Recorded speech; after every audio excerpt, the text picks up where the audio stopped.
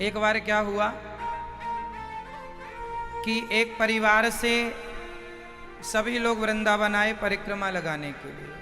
पत्नी, पति, बेटा, बेटी, उनके माता पिता, सबकी श्रद्धा थी, सबने वृंदावन की परिक्रमा लगाई। और परिक्रमा लगा के वो बगल के गांव के थे, यहीं ब्रज के थे, कोई पास में गांव था। तो वो गाड़ियों से, वो जमाना था जब गाड़ियों, बैलगाड़ियों से लोग आते थे और अपनी गाड़ी से लोग चले जाते थे। तो जब वो परिक्रमा लगा के गए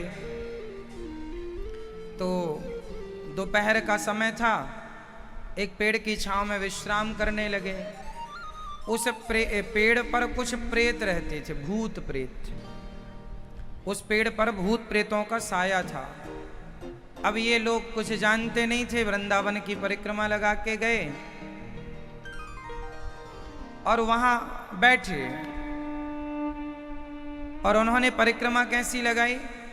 उस जमाने में तो पक्की सड़कें नहीं थी, तो कुछ परिक्रमा चल के लगाई, कुछ परिक्रमा वो ब्रज रज में लौट कर लगाई, दंडवती, 2-4 दंडवती। तो शरीर में, कपड़ों में ब्रज रज भरी थी। हवा चली, वो जब पेड़ के नीचे बैठे तो वहां प्रेत रहते थे। वो अपने घर जा रहे थे तो रास्ते में विश्राम किया पेड़ के नीचे, वहां प्रेत रहता था। कुछ प्रेत रहते थे, एक से अधिक। तो जब हवा चली तो इनके शरीर में जो रज लगी थी, ब्रज रज, वो हवा से उड़ी और ऊपर गई तो प्रेतों के माथे पड़ी। तो प्रेत भी प्रेत योनि से मुक्त होके भगवत धाम को चले गए। ये ब्रज रज की महिमा है। ब्रज रज में लोट कर यमुना जल कर पान, राधे राधे रटत ही या तन सो निकले प्राण। ब्रज रज में कोई लोट जाए, ब्रज रज मस्तक पर लगाए, सदगति हो जाती है।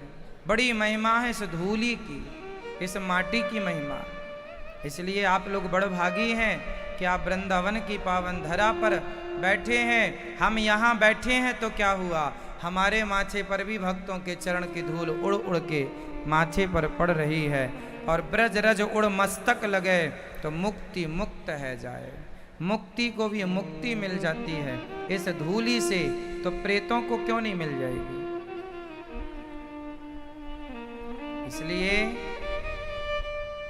यह धन्य है वृंदावन। हम लोग जो तिलक लगाते हैं ना साहब माथे पर, कई लोग पूछते हैं आप तिलक क्यों लगाते हैं, क्या कारण है? तो हमारे जो तिलक होता है ना, ये तिलक में सभी तीर्थों की रज मिलाई जाती है। गोपी चंदन मिलता है वृंदावन में, वो ब्रज की रज से ही बनता है। ये जो वाइट चंदन हमने लगा रखा है माथे पर, ये सभी तीर्थों की रज को मिला करके चंदन बनाया जाता है। और जब हम इसे अपने माथे पर सजाते हैं तो भाव यही है, सारे तीर्थ आ गए मेरे माथे पर, सारे तीर्थों को मैंने चूम लिया है, माथे सिरोधार्य कर लिया।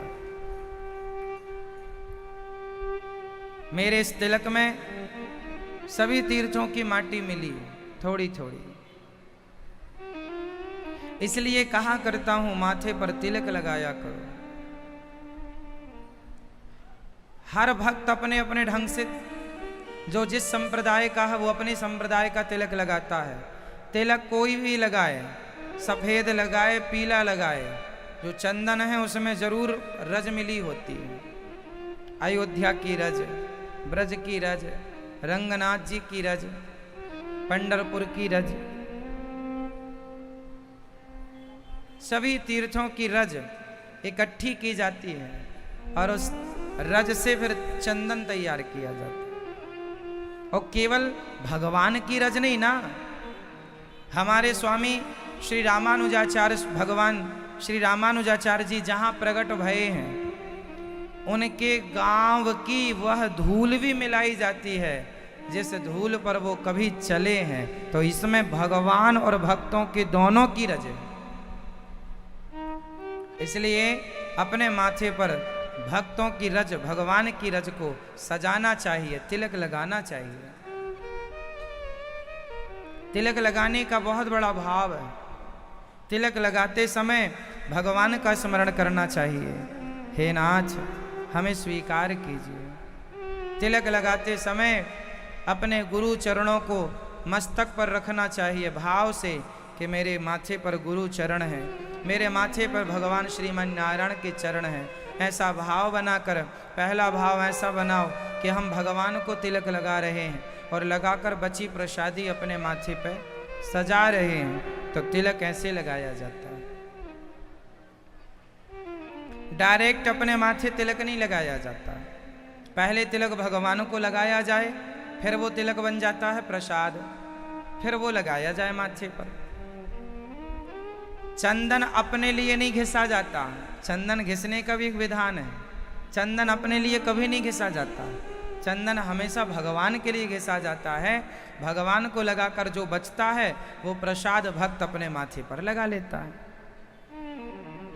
अपने लिए नहीं घिसा जाता कि हम अपने लिए तिलक लगाने के लिए घिस रहे हैं, भगवान के लिए तिलक घिसा जाता। चंदन, मलयाग्र चंदन इत्यादि जो भी है ठाकुर जी के लिए घिसा जाता है। भगवान को लगाकर फिर प्रसाद स्वरूप से लगाना चाहिए। तिलक की अपनी महिमा है।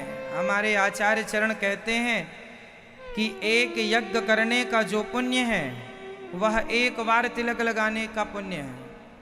आप एक बार तिलक लगाएं, आज लगाया तो एक यज्ञ का पुण्य आज मिला, एक तिलक कल लगाया तो कल भी। इसलिए हमारे यहाँ 12 तिलक लगते हैं, 12 तिलक लगते हैं। 12 आप तो नहीं लगा पाएंगे। माथे पर लगता है एक, यहाँ पर लगता है, छाती पर, हृदय पर लगता है, पेट पर लगता है, भुजाओं में लगता है, यहाँ पीछे यहाँ लगता है। टोटल 12 तिलक होते हैं। आचार्य चरण लगाते भी हैं, तो आप एक ही लगा लें पर्याप्त है। तो एक तिलक लगाएंगे तो एक यज्ञ का पुण्य, और रोज 12 लगाएंगे तो 12 यज्ञ का पुण्य। 12 रोज ना लगे तो आप एक तो लगाओ।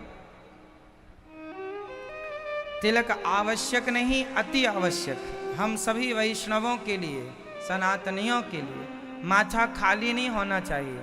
खाली माथा देखने से अपराध लगता है।